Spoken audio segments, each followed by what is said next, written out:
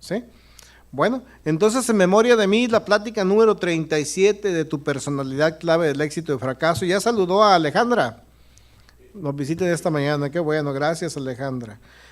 Mire, quiero recordar las palabras de Jesús, descritas por el apóstol San Pablo en la primera carta a los Corintios, capítulo 11, versículo 24 y 25, únicamente para recordar.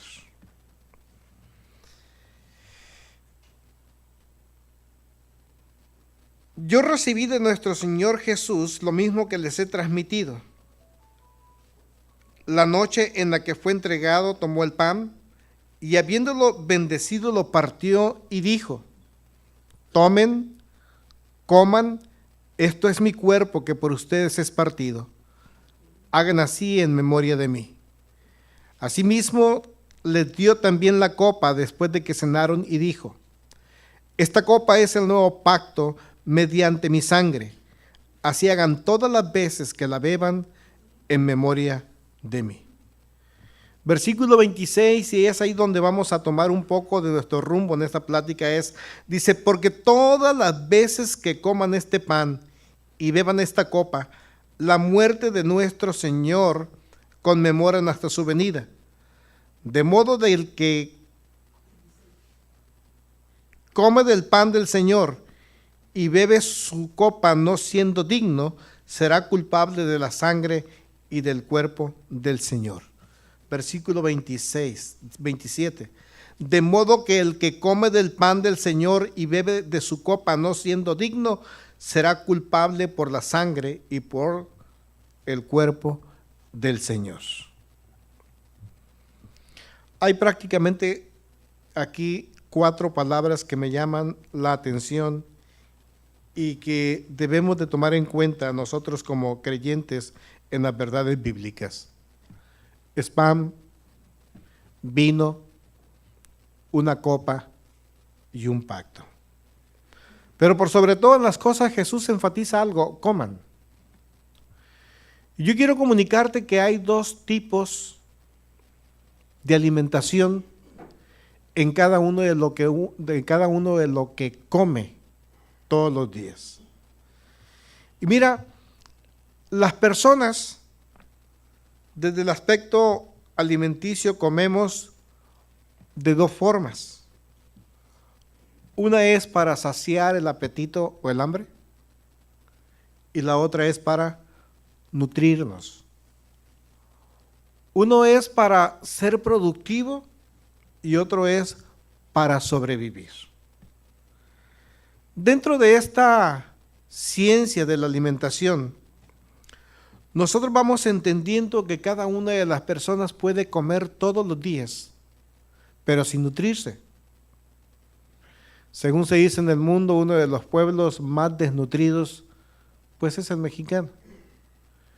Y si nosotros vamos a cualquier estanquillo, cualquier tienda del barrio, nos vamos a dar cuenta, hasta en las cooperativas escolares, que lo que más había en esos lugares eran puras botanas. Y que las empresas que producen alimentos conocidos como chatarras son las más prósperas en el país. Usted vea las marcas. En alguna ocasión, algunas familias, para poder mitigar el hambre de sus pequeños hijos, en lugar de ponerse a cocinar, le dicen: ven, ten unos pesos y vete a la tienda a comprarte un gansito, unas papitas, unos cacahuates, y ya, se mitigó, se quitó el hambre.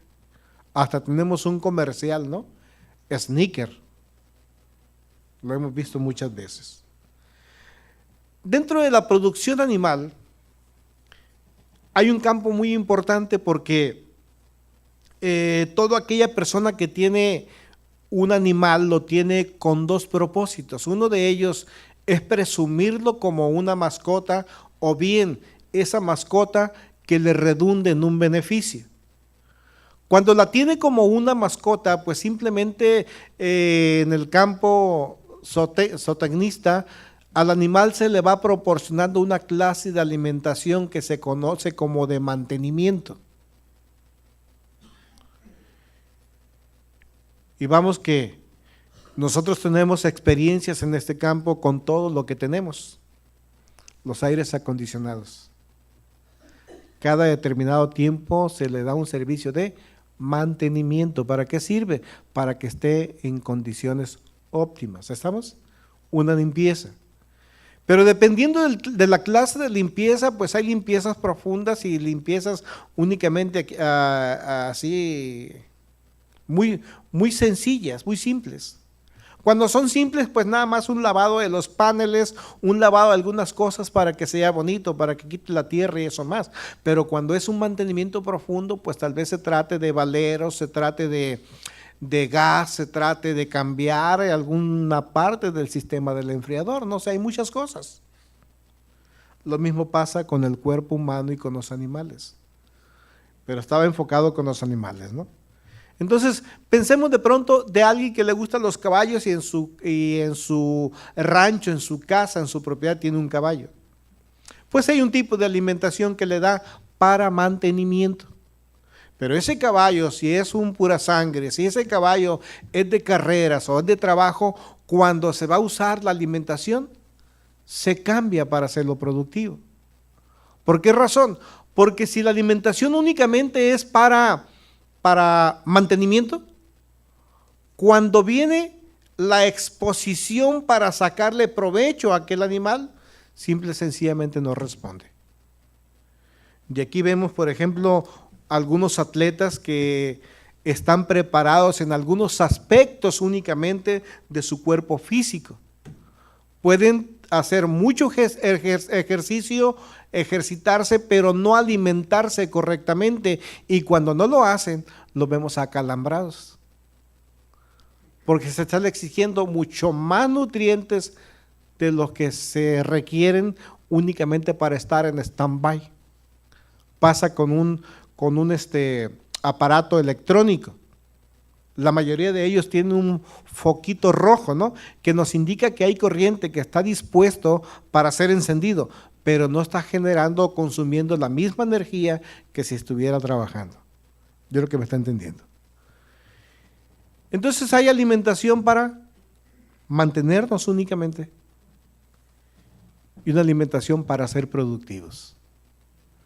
La pregunta es, ¿qué clase de alimentación estamos llevando nosotros respecto a lo que el Señor quiere que ingeramos, que nos preparemos o que adquiramos para poder rendir? Muchos cristianos o muchas personas que creen creer en Dios, el conocimiento que tienen de Dios es muy superficial. De tal manera que cuando es expuesto a las situaciones de la vida no pueden responder adecuadamente porque les falta capacidad y conocimiento de la voluntad de Dios. En cualquier, ahora sí como dice un dicho un poco muy vulgar, en cualquier soga, en cualquier mecate se cuelgan o se atoran. Porque no hay lo suficiente de conocimiento. Cualquier cosa les puede engañar. Y aquí Jesús es muy enfático. Le dice, este cuerpo, ¿cuál cuerpo? La humanidad de Jesús. Jesús dura 33 años preparándose. Emocionalmente, en capacidades, en ética, en moral, en poder entender que su venida aquí a la tierra tiene un propósito de darse a lo máximo hacia las personas y al final determinar que es tiempo de partir yendo a una muerte de cruz. ¿Se ha convencido a sí mismo? ¿Qué le faltaba conocimiento o qué? Si no recuerdan aquel momento caótico en el Getsemaní, Señor, si es posible, yo no quiero ir a la cruz. Pero si es tu voluntad, si ese es tu deseo, tomaré esta copa. Es importante que nosotros podamos entender ese cuerpo que tomamos, porque Jesús dijo, este cuerpo es partido por ustedes. Y esta sangre que es vertida en este vaso, yo se la brindo a ustedes. Es tan importante poder entender este acto del brindis. Yo creo que el más presente que tenemos es el que hacemos cada año, ¿no? Brindo por el año que viene. ¿Sí? ¿Para qué? Para que te vaya bien. Bueno, pero nada más lo hacemos con un vaso de vino y ahí te va. Estos pactos, esos compromisos que se hacían en personas nobles, tienen un simbolismo muy importante. Jesús lo que Jesús le dijo a sus discípulos y nos dice a nosotros: hey, mi sangre va por ti. Y es algo muy interesante porque luego dice, pasando de un cuento mitológico o de un ritual, dicen: hagan ustedes lo mismo.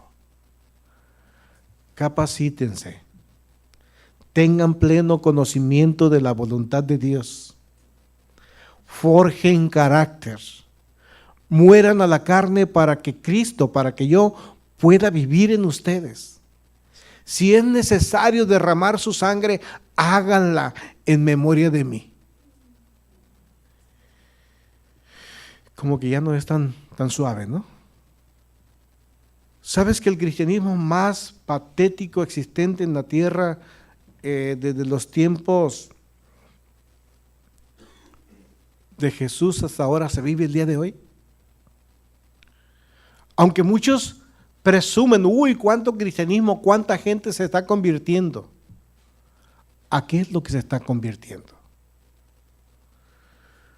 Pablo dice: toda vez que no tengas conciencia de lo que haces, toda vez que estés tomando el conocimiento de Dios para que te redunde solo en un beneficio personal, alejado de compartirlo con otros, alejado de buscar la salvación de tu alma y la salvación del alma de otro, lo haces indignamente. No es digna aquella persona que está tomando el conocimiento de Jesús solo para ser mejor persona y tener una superación personal o tener un mejor desarrollo personal en el aspecto económico o financiero. Porque el cristianismo de la actualidad es eso. Yo tengo el conocimiento de Dios porque quiero promoverme en mi vida personal. Y qué equivocados estamos. ¿Cómo se escuchan las iglesias el día de hoy el que Dios quiere hacer realidad tus sueños? Y qué mentira tan más grande. Persigue tu sueño, te dicen. Lo puedes hacer real en Cristo Jesús. Oh, qué gran mentira. Qué indignos.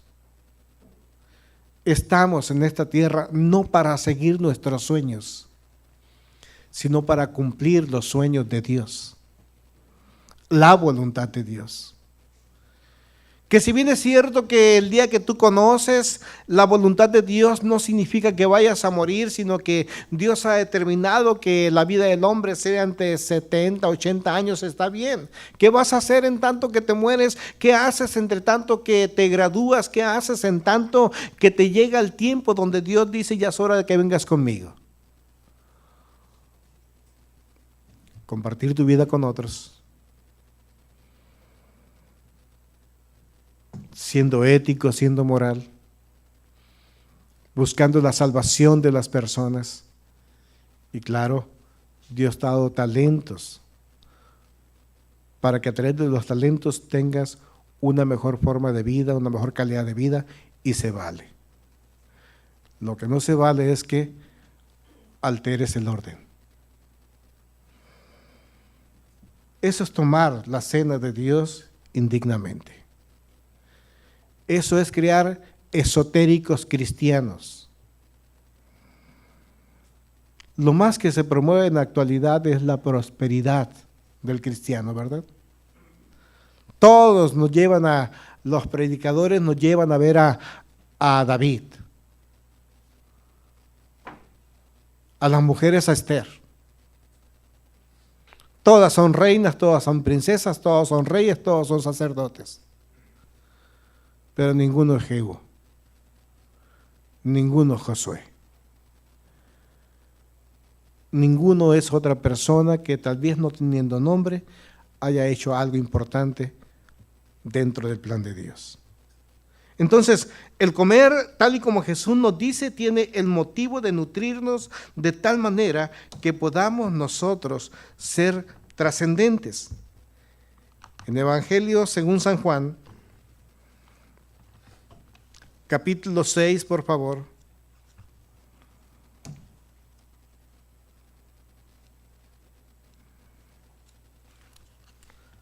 Versículo 33. Lo voy a ir leyendo unos párrafos.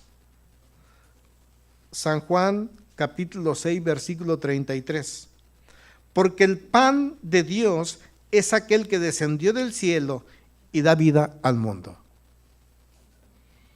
Fíjese esto, no pierda de vista esta declaración de Jesús. Dice, ¿el pan de qué? De Dios es aquel que descendió del cielo y da vida al mundo. Brínquese por favor hasta el 48. Yo soy el pan de vida. Sus padres comieron el maná en el desierto y murieron. Pero este es el pan que bajó del cielo para que el hombre coma de él y no muera. Yo soy el pan vivo que bajó del cielo. Si alguno come de este pan, vivirá eternamente, y el pan que yo le daré es mi cuerpo, el cual entregaré para la salvación del mundo. ¿Para qué viene Cristo? ¿Para qué quiere que comamos de él? ¿Para la qué? ¿Para la salvación de quién? Primero de tu alma, primero de tu vida. Pero en lo general, Jesús dice es el pan que las personas tienen que comer para que tengan ¿qué? Tengan vida. Jesús dio su vida, ofreció su sangre para la prosperidad personal, ¿verdad? ¿Sí? ¿No? ¿Cómo que no?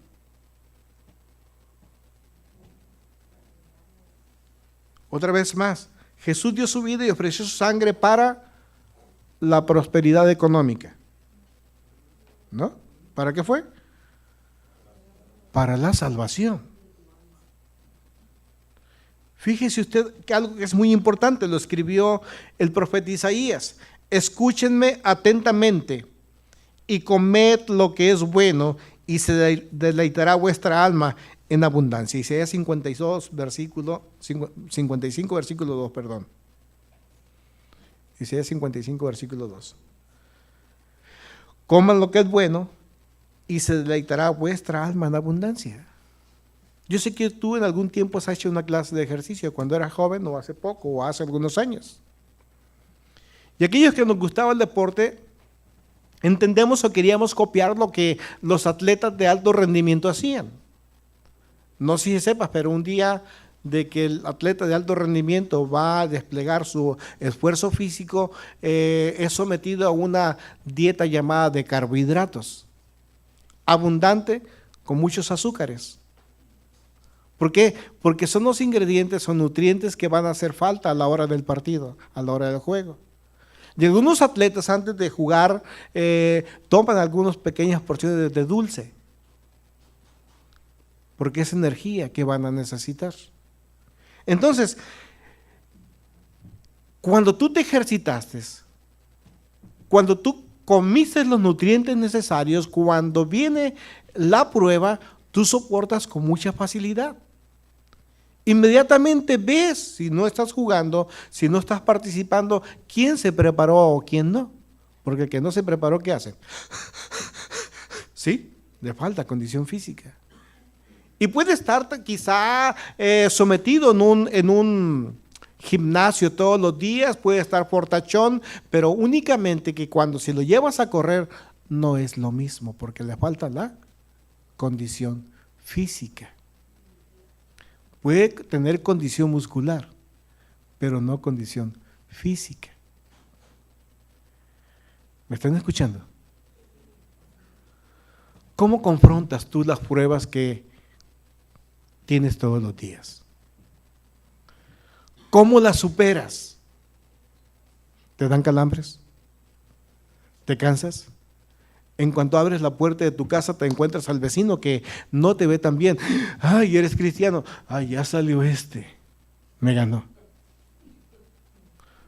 lo que significa que no te alimentaste o nutriste adecuadamente para soportar malas caras. Siempre las vas a encontrar, no únicamente con el vecino, tal vez a un lado de tu cama. Ya te despertaste. Es curioso, ¿no? Pero cuando están recién casados, ay, amorcito, ¿a qué horas te despiertas? Anda, espérame, anda, despierta, quiero ver tus lindos ojos, ¿sí? A los 3, 4, 5 años, a ver a qué horas te despiertas, a ver a qué hora te levantas. Y ya cuando pasaron los 35, 40, despertaste, dices, ¿cómo cambiamos? ¿Qué tan preparados estamos para confrontar los problemas de la vida? Si no te dices ser creyente en Dios, qué bueno, no importa. Pero si eres un creyente y tienes años, ¿de qué te has alimentado? El alma, si te alimentas adecuadamente, el alma va a rendir en abundancia, dice Isaías, ¿no? Se va a deleitar vuestra alma en abundancia. Fíjese usted que mucho hemos hablado aquí que el alma es el asiento de las emociones, y yo creo que también de los sentimientos. Aunque hay una disparidad en cuanto a los psicólogos, si sentimientos y emociones es lo mismo, pero vamos a ponerlo de una manera separada porque hay estudiosos que así lo dicen. Hay uno de ellos, un gran psicólogo de origen judío, Paul Ekman, que dice que las emociones y los sentimientos son distintos y que mientras las emociones son producto de un estímulo, los sentimientos solo son producto de cosas abstractas que viven en el interior de la persona. Y ahorita te lo explico un poquito. Si para las emociones necesitamos nosotros ser estimulados, significa que entonces necesitamos que alguien nos aliente cuando no tenemos ánimo. ¿Sí me entiende? Se te decae el ánimo por cualquier cosa, porque no pudiste lograr algo, ocupas quien te aliente. Hey, ven, levántale el ánimo. Vamos, vamos, hasta la palabra te dice, si a veces uno es desalentado, dale un poquito de vino, ¿sí? Para que se levante, porque el vino como que borra las malas experiencias, las malas cosas que hay, ¿no? A ver, ¿quién tiene esa experiencia la semana pasada? Sí, como que borra algo y nos pone otra vez activos, cuando es poquito, ¿no? Pero hay cosas que producen estímulos. El aliento nos anima, ¿estamos? El excitarnos fisiológicamente nos activa, ¿sí? Algo que nos induce nos puede mover. A ver, denle un pellizcón a su vecino, por favor, fuerte. Hay estímulos. Si tiene un martillo, si no hay atrás hay uno, denle en la rodilla, a ver qué sucede con la rodilla, con su pierna. Necesitamos que algo también nos provoque o nos atraiga o nos vivifique. Cada una de estas cosas producen una clase de respuesta, ¿estamos? Ahora, para ser nosotros o poder ser estimulados, necesitamos primero estar despiertos. Usted puede llegar con una persona que está dormida, practíquelo y use algo, una aguja, y si está con un sueño profundo, pues no pasa nada, ¿verdad?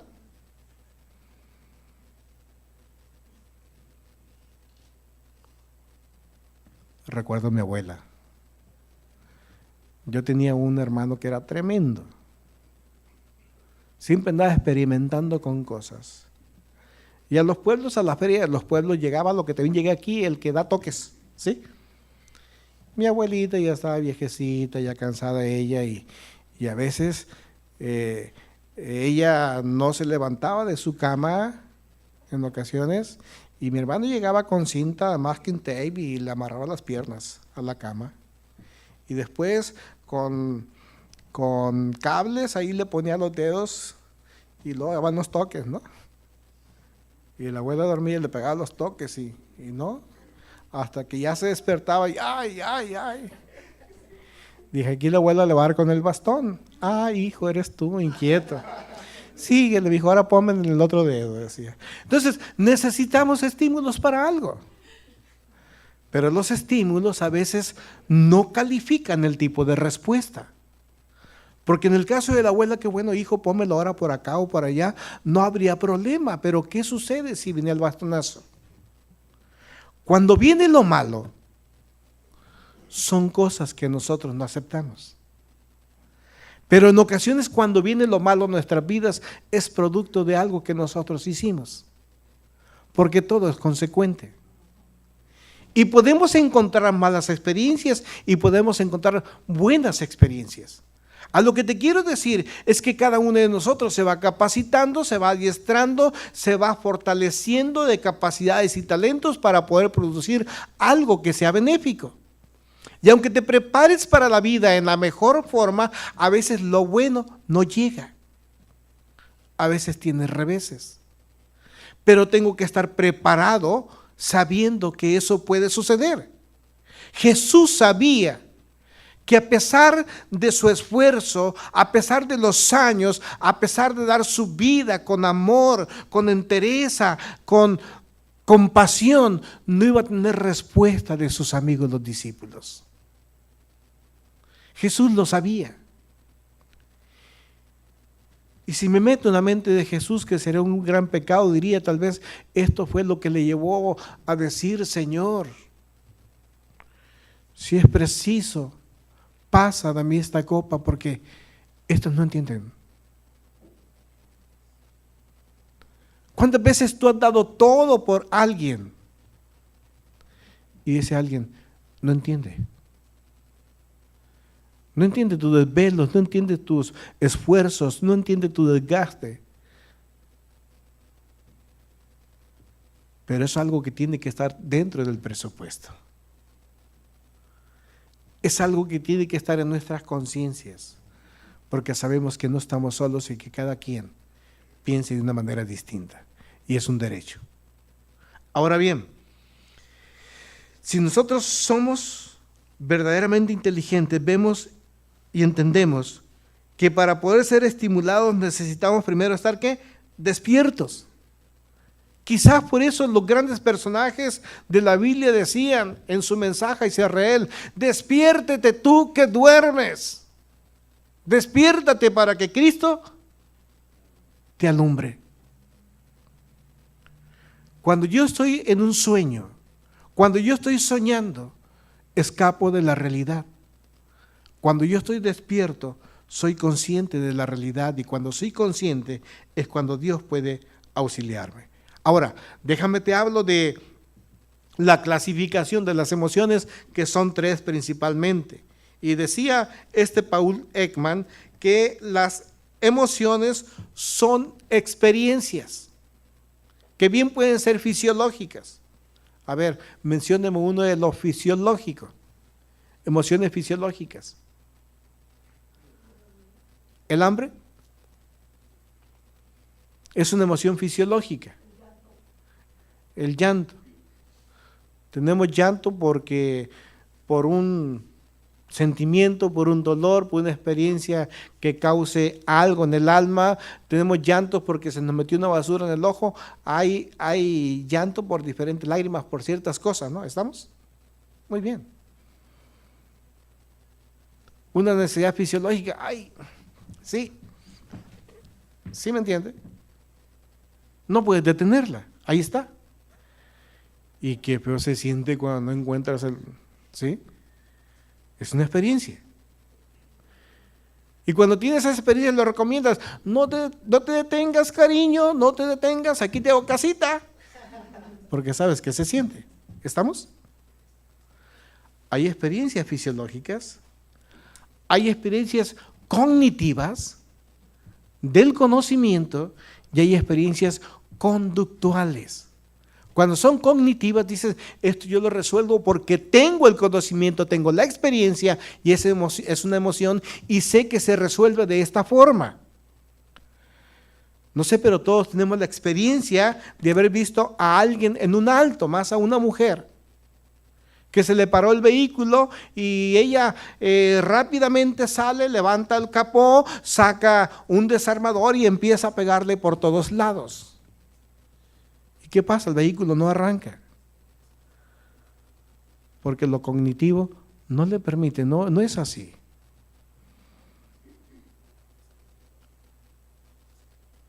O aquel le dice, se ponchó la llanta, no tenga problema, nomás es de abajo. Ah, sí, tiene razón, dice, lo demás está inflado. Tenemos experiencias también conductuales. Si te portas muy mal con las personas y las tratas mal, ¿qué es lo que viene? No se te ve tan bien. Dentro de estas experiencias resurge un tema que vimos algunos meses atrás que es conocido como inteligencia emocional. Y la inteligencia emocional nos lleva a 5 cosas que son importantes. Y yo te estoy mencionando todo esto porque tal vez puedas decir qué tiene que ver con la personalidad, pero qué tiene que ver con Pablo. Ahorita te lo voy a decir. Cuando una persona tiene inteligencia emocional, tiene un autocontrol. ¿Qué es eso, Miguel? Tener autocontrol.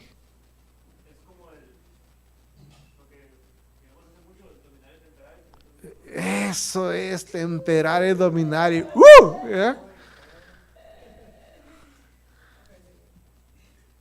Tiene autocontrol. Y el temperar y dominar no es otra cosa más que un fruto del Espíritu, que solo está presente en aquel que verdaderamente cree en Dios. Y luego viene el autoconocimiento, lo que bien decían los griegos, el conocerse a sí mismo es muy importante, es fundamental. Santiago 1, versículo 23 al 24, dice que es interesante cuando uno va a la palabra de Dios, empieza a conocer la palabra de Dios, dice, es como que si te pusiera frente a un espejo. Lo triste es, dice, que así, como cuando te retiras del espejo se te olvida cómo estabas, lo triste es que muchas personas, sin retirarse de la palabra de Dios, se olvida quiénes fueron.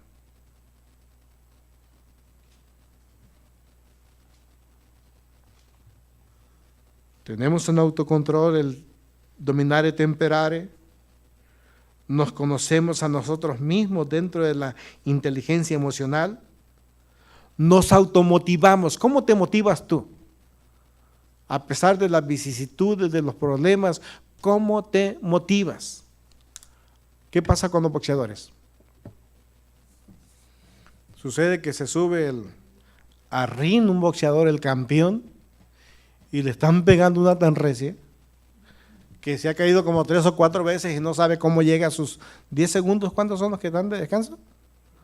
No sabe cómo llega y le dice el entrenador, ya lo tienes. Pues no sé dónde, ¿no? Pero, ¿y qué le hace en ocasiones? Despierta, vámonos. 1, 2, 3, despierta. Automotívate, tú eres campeón. Sí, soy campeón. La vida nos golpea mucho. No nomás la vida, la esposa, el esposo, los hijos. Todos los días somos golpeados en el alma. Y no hay peor desgaste en la vida del ser humano que ser golpeado en el alma. ¿Cómo duelen las palabras mal colocadas?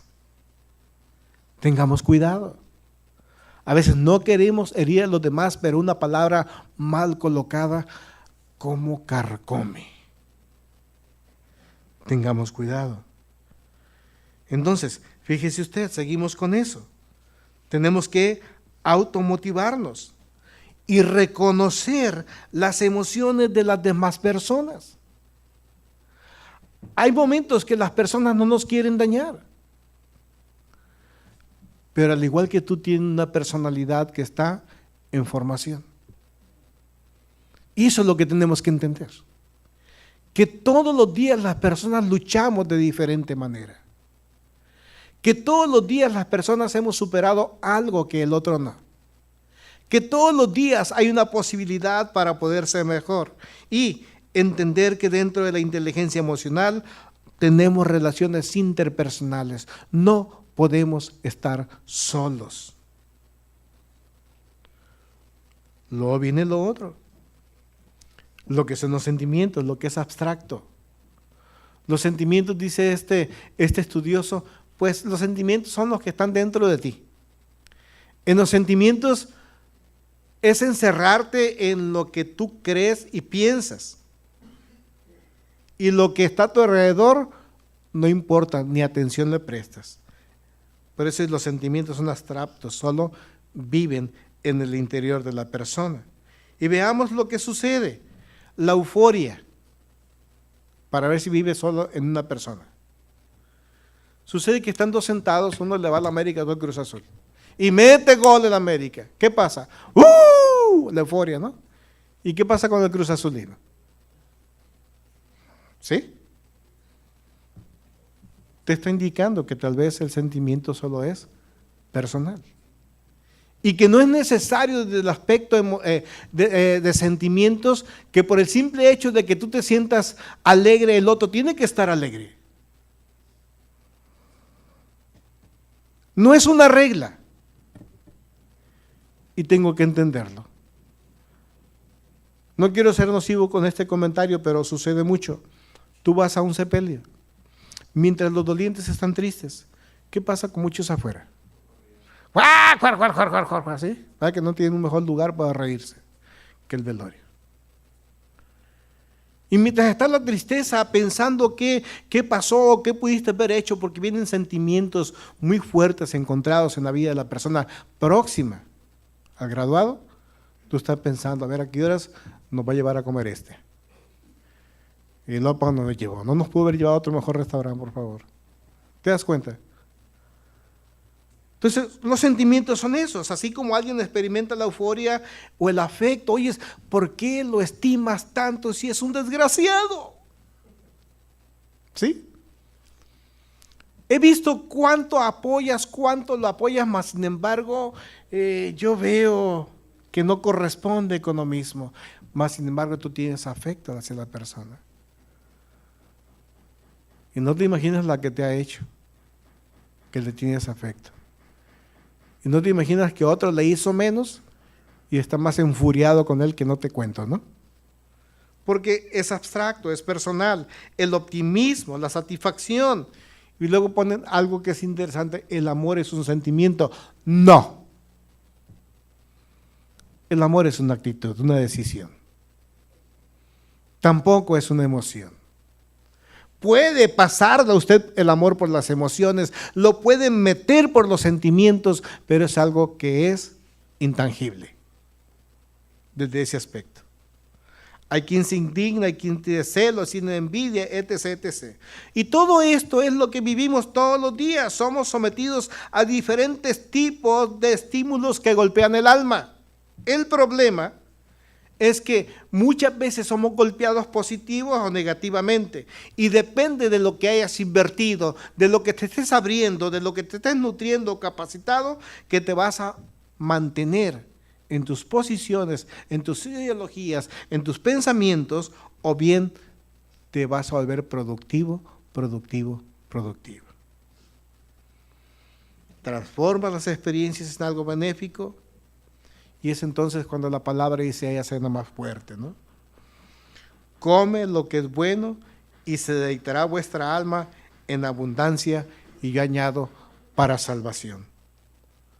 Porque aún capacitándose o tomando de los consejos de Dios para tu vida, para superarte, no hay duda que también eso te salva de los problemas difíciles que confrontas. No únicamente de las llamas del infierno, sino que también la palabra es útil para salvarte de las vicisitudes que la vida te ofrece. Entonces la inteligencia emocional lo lleva a las relaciones interpersonales, en las cuales nosotros somos conocedores de nuestras suficiencias, de nuestras capacidades, y entonces ponemos a disposición de otros las experiencias personales para que vivan. Y Pablo dijo, tú que estás viviendo estos problemas, los estás viviendo porque otro te va a necesitar. Estás experimentando emociones muy fuertes porque alguien te va a necesitar en esa área. Entonces, toda vez que te preguntes, ¿por qué sufro esto? ¿Por qué estoy viviendo lo que estoy viviendo? No lo merezco. Tal vez no lo merezcas, pero alguien te va a necesitar con esa experiencia. Porque Dios nos capacita en todas las áreas de la vida, en todas las áreas. Entonces somos personas que caminamos con experiencias útiles y emociones útiles. Y fíjate tú, ahora que sí, es ahí donde está sometido el apóstol San Pablo. Porque a Pablo lo tenemos nosotros, ¿dónde? Ahora lo tenemos en Atenas, en Grecia, en un lugar muy diferente a donde perseguía a los primeros cristianos allá por Israel. Y cuando perseguía a los primeros cristianos, San Pablo era una clase de personas culta, una persona que se había capacitado de mucho talento, de mucha influencia política y económica. Y ahora vemos a Pablo como misionero. Yo creo que Pablo pudo haber dicho, oye, yo quisiera seguir con la misma influencia de antes para que, como dijo uno allá por la Real del Castillo Navaja, aquí aceptas a Cristo porque lo aceptas. Y sacó el cuchillo y lo puso contra la pared porque ahora soy cristiano, dijo. Así hubiera dicho Pablo, ¿no? Oye, yo les vengo a hablar de la verdad, de ese Cristo que me confrontó y me tumbó del caballo. Así de que, ¿aceptas o aceptas? Así este joven. Llegó un ministerio muy fuerte a Mexicali, conmovió a todo el mundo de las drogas, de los que consumían, y dice un día, ¿no? Pues, la experiencia de una persona convertida, y ahí llegó él, las primeras palabras fueron esas, ¿aceptas o no aceptas? Y en ese mundo se manejaba así, o eres o no eres o eres de los míos o no, porque eran de la misma pandilla. Yo creo que Pablo hubiera respondido igual, pero ahora sabe que tiene que cambiar su personalidad. Ahora Pablo sabe que tiene una gran experiencia. Ahora Pablo se ha conocido a sí mismo. Si nosotros tomamos la referencia de la emoción, de la inteligencia emocional, vemos que Pablo entonces ahora tiene un autocontrol. Y dominare, temperare, todo el mundo por ahí, no es el dominica, ¿no? Entonces, todo el día cantaba dominare, temperare. ¿Y se qué? Se autocontrolaba. Espérate, Pablo, espérate. Eso es, el Pablo viejo ya quedó allá atrás en el caballo. Ahora tú eres diferente, Pablo. Tranquilo. Y repasó las 5 cosas de la inteligencia emocional. Dijo, ya me puedo dominar porque tengo el Espíritu de Dios, me he conocido a mí mismo, sé quién era antes y quién soy ahora. Tengo una automotivación, me motiva servir a mi Señor porque desde antes que era malandro, yo lo serví y ahora con más razón. Ahora yo sé que los demás tienen un mundo muy aparte del mío y tengo que conocer sus pensamientos, sus emociones y tengo que relacionarme con los demás y aceptarlos. Oye, ¿no te parece que a veces nosotros somos selectivos a quién le compartimos el mensaje? Y tenemos dentro de las relaciones interpersonales a personas que trabajan junto con nosotros. Pero algunos por sus formas de pensamiento se nos hacen más feos. No, a este como que no lo lleva a la iglesia. ¿Por qué? Porque le dicen el chuncún, dicen. Y así va a ir a la iglesia, dicen. Todo sucio. El taco chino, dicen, ¿no? No, ese no lo llevo.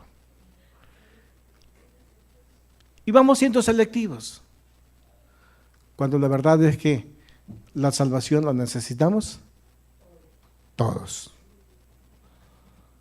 La necesita el muchacho que está en el alto, haciéndose bola con 2 bolas. Tienen que ser 3 o 4, ¿no? Por favor, ¿sí? La necesita la persona que está en el consultorio, no como paciente, tratando de darle soluciones a un paciente. Las ocupa el maestro que está dando una clase. Las ocupa el pastor que está compartiendo un tema. Todos necesitamos de todos. Y mira, es tan interesante esto que te estoy diciendo porque es Pablo quien está diciendo. Es Pablo, no sean indignos. Dicen, ¿qué han tomado de la sabiduría de Dios que quieren que les redunde en un beneficio personal? Pablo, si hubiera tenido otra clase de pensamientos, pues una vez que es tumbado del caballo, dijo, ya chole con Cristo Jesús, ya se murió, ahora ya hago mi iglesia paulina. ¿No te crees? Con una filosofía más grande, mas sin embargo entendió el propósito por el cual estaba en este mundo. Y así va caminando Pablo a las grandes experiencias para ubicarnos en el capítulo 17 del libro de los Hechos. Fíjate tú algo que es interesante. Ya ha pasado Pablo por amonestar a aquel demonio que habitaba aquella mujer que era divina, ¿te acuerdas? Dijo, algo ando mal en esa chica. En realidad que sí. Capítulo 17, versículo 16. Mientras Pablo esperaba en Atenas, se enardecía en su espíritu cuando veía a toda la ciudad llena de ídolos. Y hablaba en la sinagoga con los judíos y con los que temían a Dios, y en la plaza cada día con los que se encontraban presentes. También contendía con los filósofos de la doctrina epicurea y los estoicos. Y algunos de ellos decían, ¿qué desea este charlatán? Y otros decían, proclama a dioses extraños, porque les anunciaba a Jesús y su resurrección. ¿Qué es lo que está pasando por la cabeza de Pablo? Si él había vivido en Jerusalén, ahí había uno que otro lugar de adoración en su mente. Dijo, cuando nuestros padres salieron de Egipto, pues levantaron monumentos por donde iban pasando. Pero cuando estaban en Jerusalén, únicamente un solo templo. Y aquel que quería erigir otro templo, porque se dio el caso, tenían que caminar hasta 2000 kilómetros para ir a adorar a Dios, y hicieron un templo más pequeño, pues luego les cayó la ley, ¿no? Dijo, eso sí es una blasfemia, lo que están haciendo. Porque ustedes tienen que ir a adorar allá. ¿Se acuerdan? Es algo muy importante para el día de hoy en nosotros, aquellos que se quieren entretener en la iglesia de la esquina. Sucede que conocieron la verdad de una iglesia en un centro y ahora dice, por comodidad, voy a buscar una iglesia en mi casa que esté cerca, aunque sea la más hostil en cuanto a la enseñanza y la más torcida. Al cabo Dios no se va a molestar, dicen. Este efecto ya se dio cuando salieron los israelitas de Egipto. La media tribu de Manasés y de Benjamín, de Rubén, no quisieron ir hasta Jerusalén. Dijo, aquí nos hacemos una iglesita. ¿Y qué pasó? ¿Estás determinado a saber el pecado que estás cometiendo? Pues sí, pero nos queda cerca. Entonces, vamos a aniquilarlos, dijeron. No. Están haciendo una prevaricación. Hay cristianos, están prevaricando. Se los digo a ustedes. Están prevaricando, no se queden en cualquier iglesia, porque están cerquitas. En esos tiempos dijeron, muerte, cuello. Así que haz tu esfuerzo.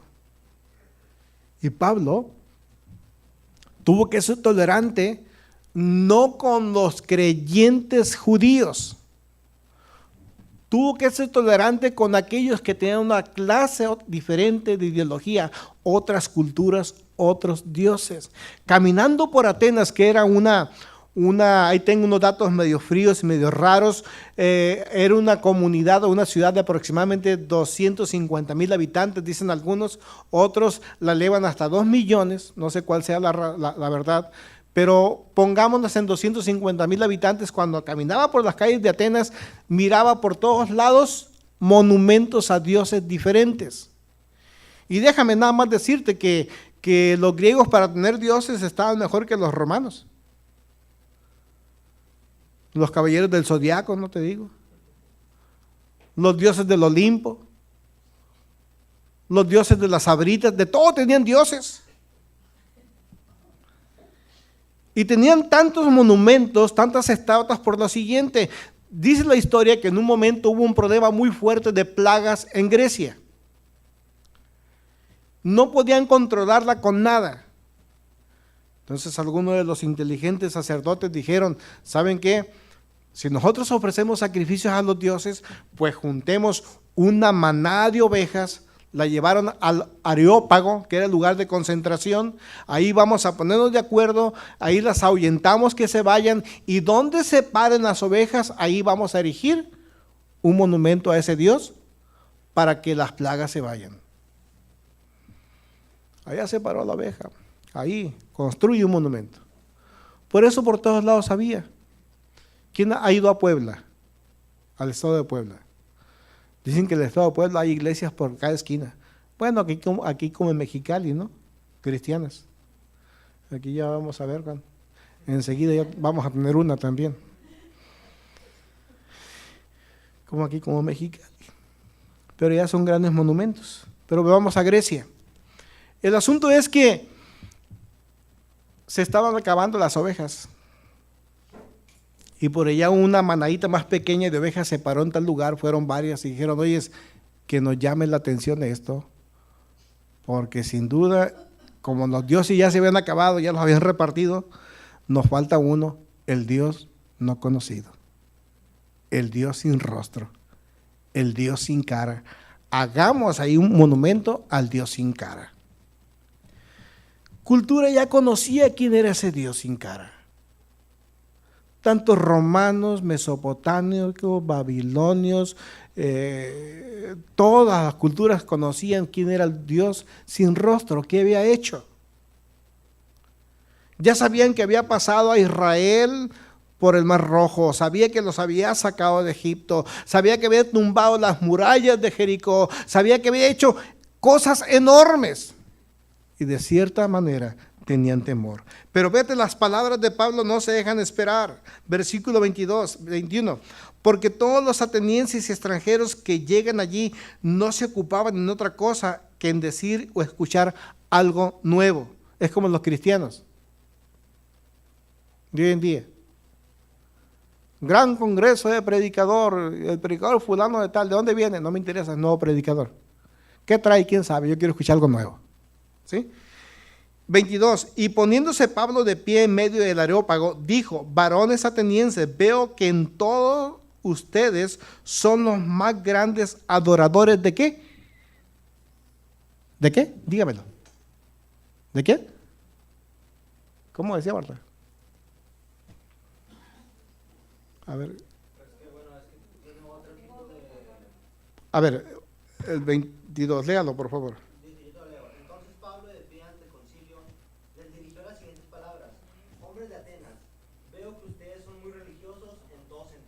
Fíjese qué importante.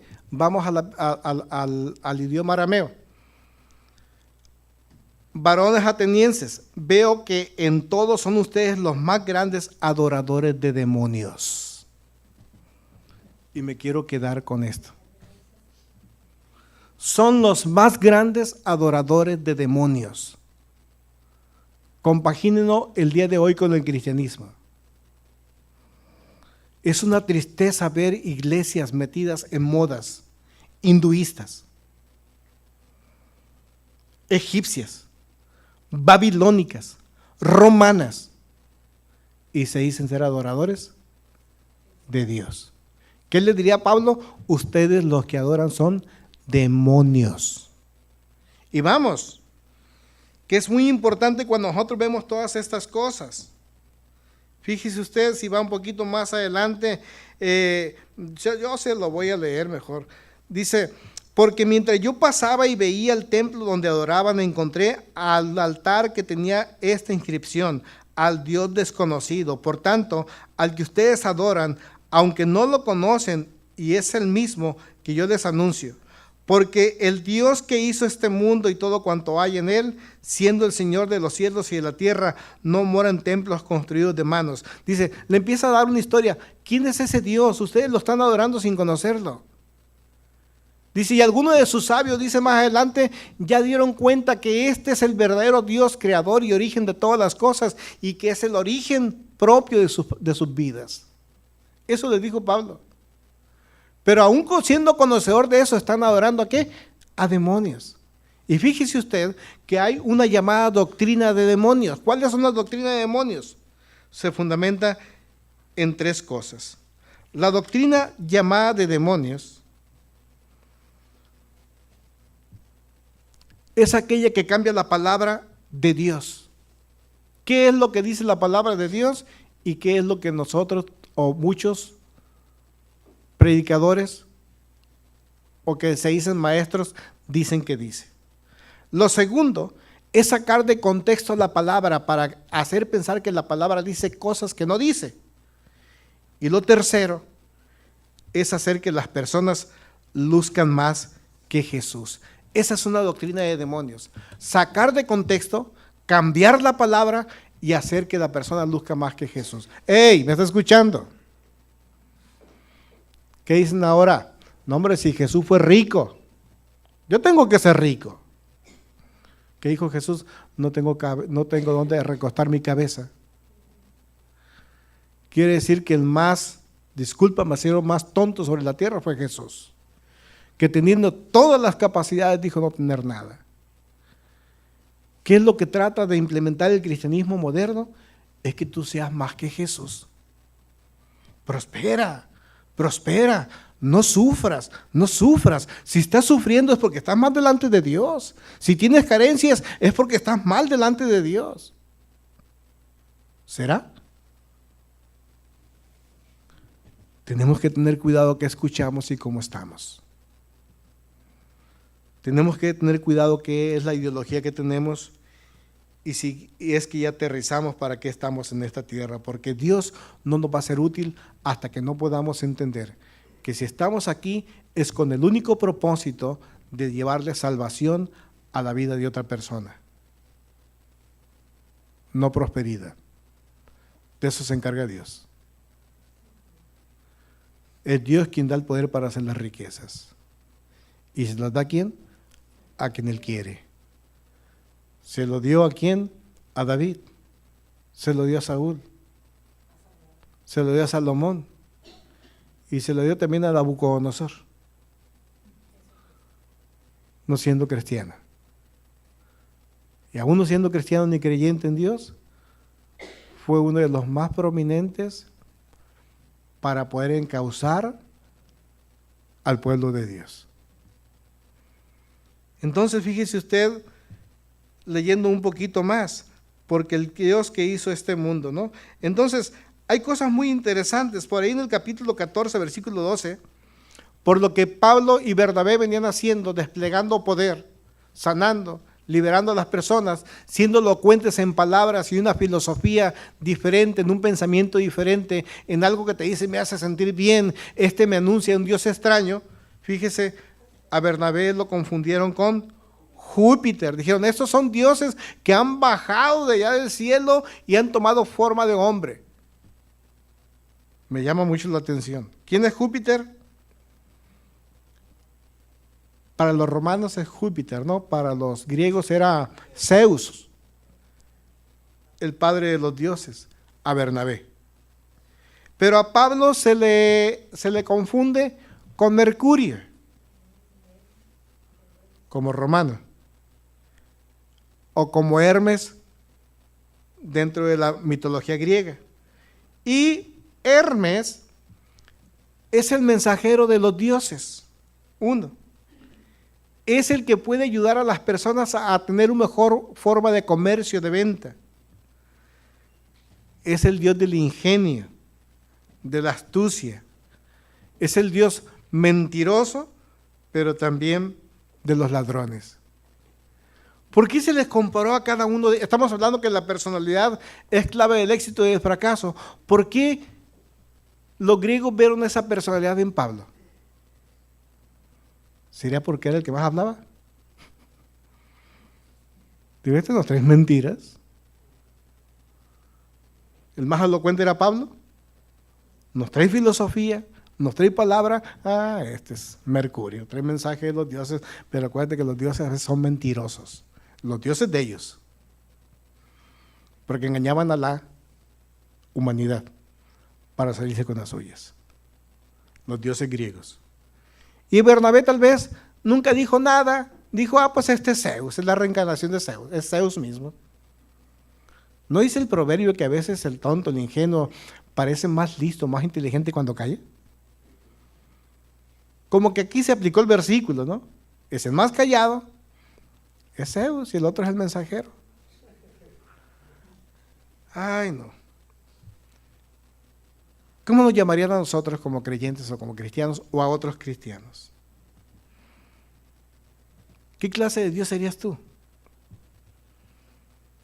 ¿O qué clase de Dios sería yo dentro de la mitología mexica? Yo creo que sea Tloque Nahuaque. Dile a tu vecino, tú eres Tloque Nahuaque.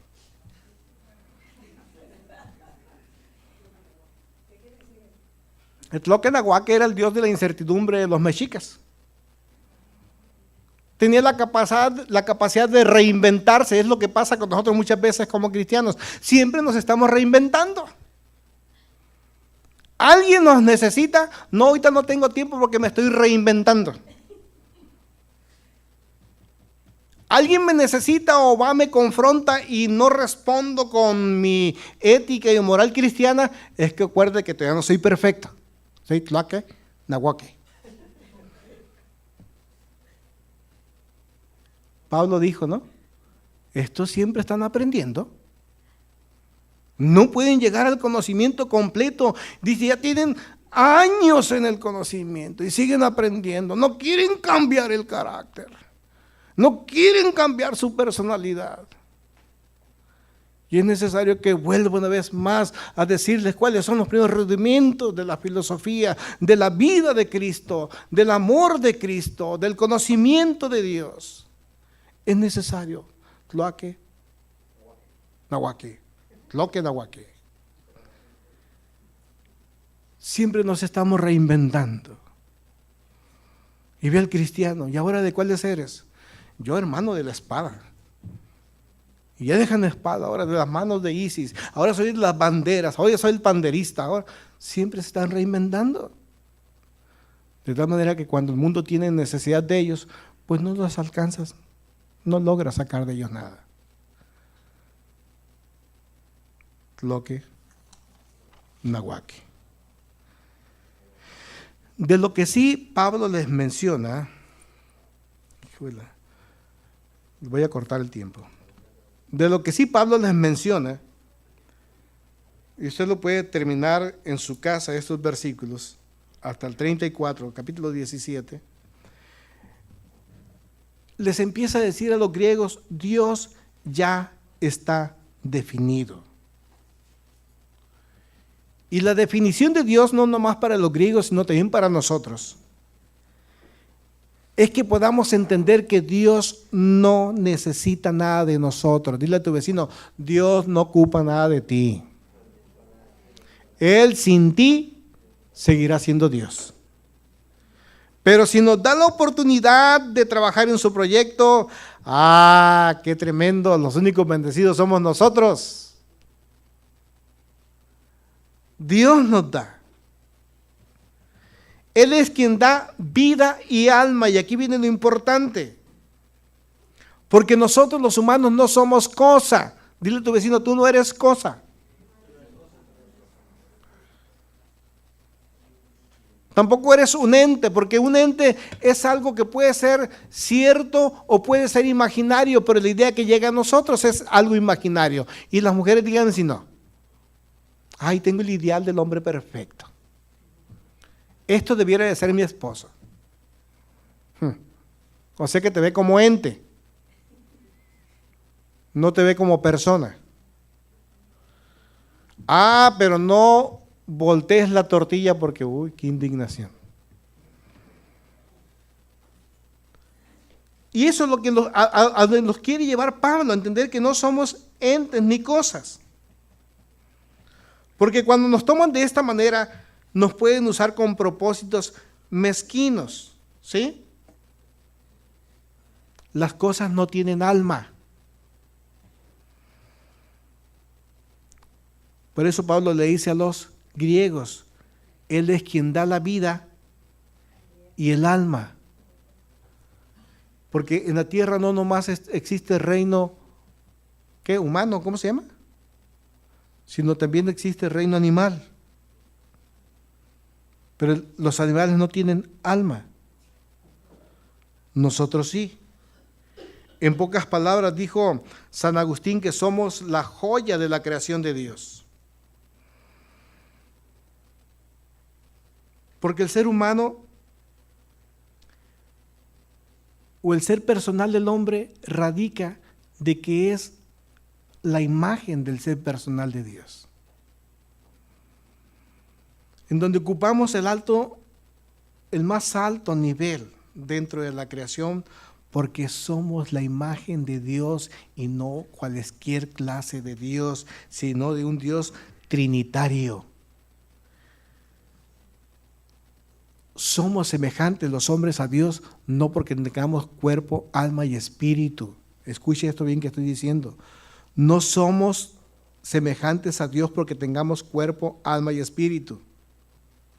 Somos semejantes a Dios porque tenemos el deseo de felicidad. Todos deseamos ser felices. Y en nuestro ser interior tenemos el recuerdo de Dios desde antes de haber venido a este mundo, porque ya vivíamos con Él allá. Y allá estábamos muy felices. Por eso es que aquí queremos continuar con la felicidad. Hay un recuerdo que se está disipando. El diablo, los demonios, con doctrinas, con conocimientos, con filosofías, quieren distorsionar el propósito. Lo segundo, tenemos el deseo de la verdad. ¿A quién le gusta que le mientan? Ah, no, para mentiras las mías. Yo le miento a usted, pero a mí no me mientan. Porque tenemos el deseo de Dios. Como Dios. Y un tercero, tenemos el deseo de bien. Dios desea el bien para su creación y yo también deseo el bien para mí y para los que me rodean. En eso somos trinos. En el deseo de felicidad, deseo de verdad, deseo de bien. San Agustín lo dice de esta manera. Decía que el hombre o el ser humano pierde la mitad de su alma cuando se convierte en esclavo. Y cuando tú pierdes tu alma, que es la parte que Dios te da para que tengas emociones y sentimientos, porque te sometes a la esclavitud de los vicios, a la esclavitud de las ideologías, a la esclavitud de tus propios pensamientos mezquinos, estás perdiendo. Estás perdiendo. Hoy tenemos que entender que entonces Pablo está luchando fuertemente con todas las filosofías griegas que no están basadas sino solo en mitos, en las doctrinas de deidades y de grandes demonios, que están cambiando la palabra de Dios, que están sacando de contexto la palabra de Dios y que están tratando en la actualidad a través del cristianismo o del pseudocristianismo hacer que las personas sean mayores o luzcan más que Jesús. Preguntas y contribuciones, por favor.